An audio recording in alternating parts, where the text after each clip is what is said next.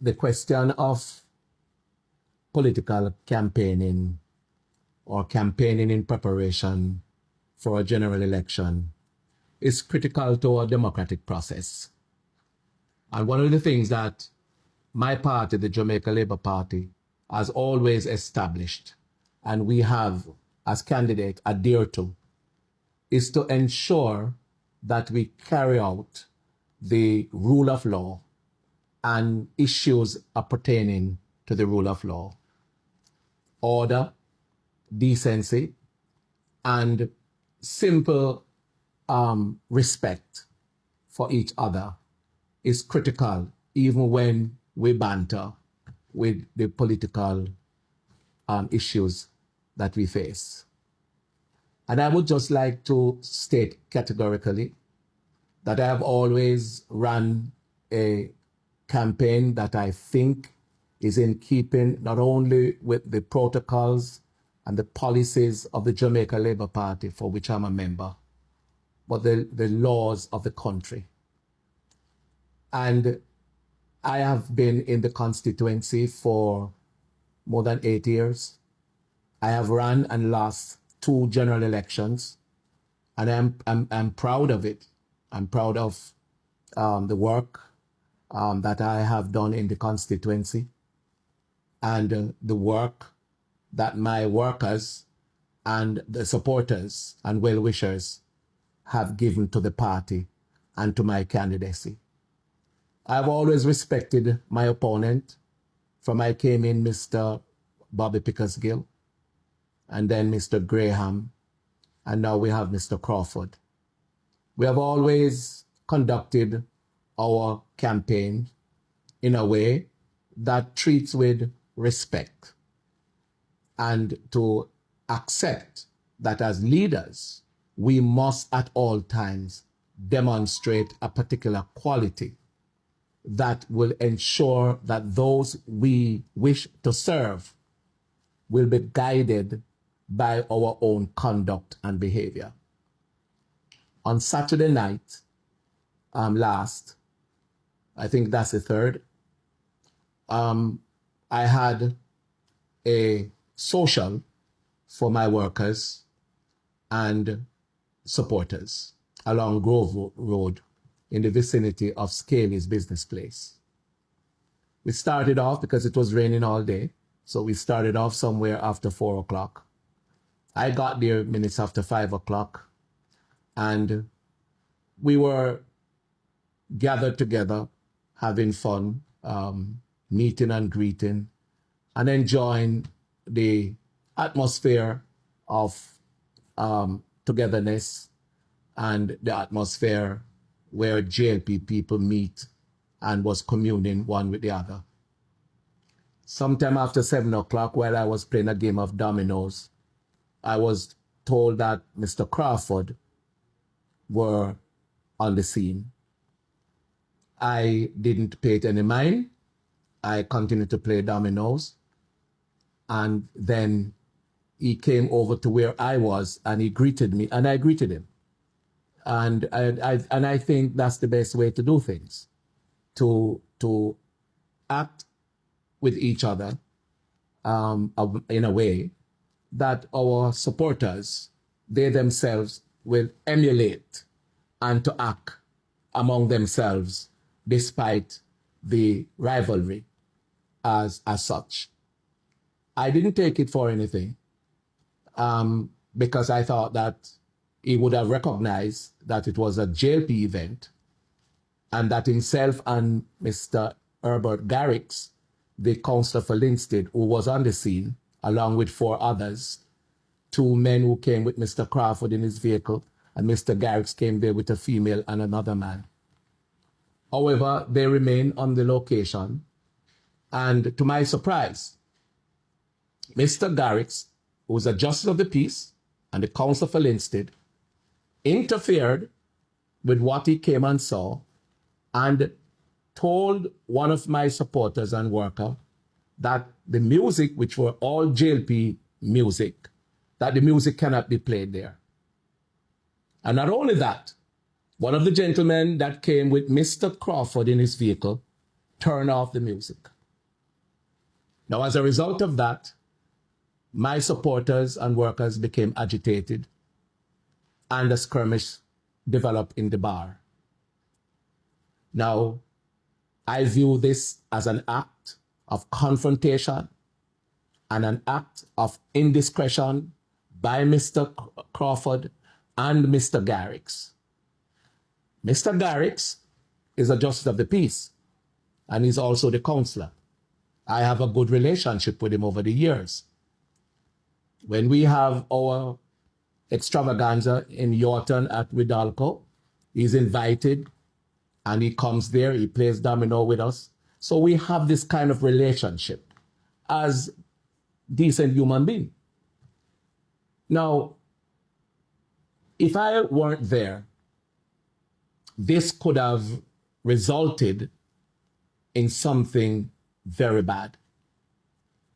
And it would have been as a direct result of the indiscretion and the stupidity of Mr. Crawford and Mr. Garrix, the Justice of the Peace.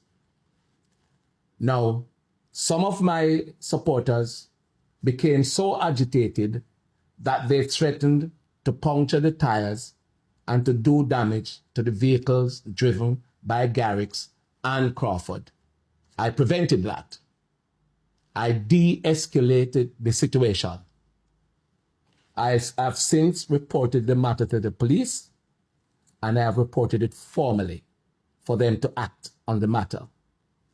I have reported the matter to the hierarchy of the JLP, and I'm making this announcement so that all Jamaica can hear what has taken place. I want the ombudsman to know what has taken place. I want the leader of the opposition to know what has taken place. Mr. Crawford is one of the main proponents who speaks on national security. He speaks on education. He speaks on finance. He speaks on culture. He speaks on everything good or bad in the country. And simply an area that could have resulted in a conflict where people could be injured or killed as a result of our political history of confrontation, came into an environment of his opponent with over 100 people and conducted themselves in a way and manner that I am now convinced is an act of confrontation. Let me be very clear. I have reported the matter to the police. I am making a public pronouncement because in the future, if such a confrontation takes place, I am not sure that I will be able to prevent what may have happened at Grove Road on Saturday night. If it happens again, I will be holding Mr. Crawford, Mr. Garrix, the leader of the opposition, as the ones who have started political or violence in the country whilst an election is being contemplated. We have never had it in St. Catherine Northwestern. I have never had to treat with a matter such as this. And I am bringing it to the public's attention so that if and when there is a recurrence, Mr. Crawford will not be able to speak his way out of it. I am sending a warning to Mr. Damion Crawford and Mr. Herbert Garrix, and I'm calling on the custos for the parish, and I'm calling on the Minister of Justice to review the appointment of Mr. Garrix as a Justice of the Peace because of this act of confrontation. A Justice of the Peace must never find him or herself in a situation where they compromise law and order in any sphere or form in Jamaica. He should be made to account for what he did. He started it. He is the one that started the provocation and the confrontation, which could have fermented into an act of physical violence, which is what the JLP do not stand for. And I want this matter not to reoccur. So I'm calling on Mr. Damion Crawford to have some decency, to have some sense of clarity of purpose as to what his real role and functions are as a member of the upper house. We cannot have people who speak on both sides of their mouths about law and order, justice and relevance when it suits them, but in an act where they have not taken into consideration what the end result would have been, that both members of their presence could have been seriously compromised, and where members of my team could also find themselves being compromised. I have no intention to rackle with Mr. Crawford in any matter such as this in the future. I have no intention of allowing my workers and my supporters to be engaged in anything that is unlawful, anything that does not side with the law, or anything that does not resonate with order. We have no money to be expended on getting lawyers to defend people in court and to have people bail out of lockups and to be carrying people to the graveyard or to have people held up in our hospitals.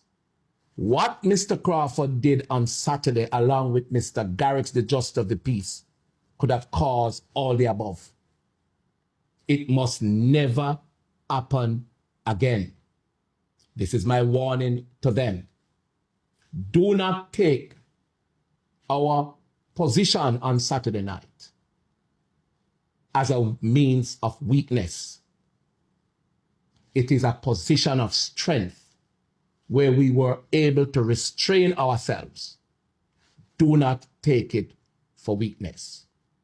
I hope those that are listening have listened well.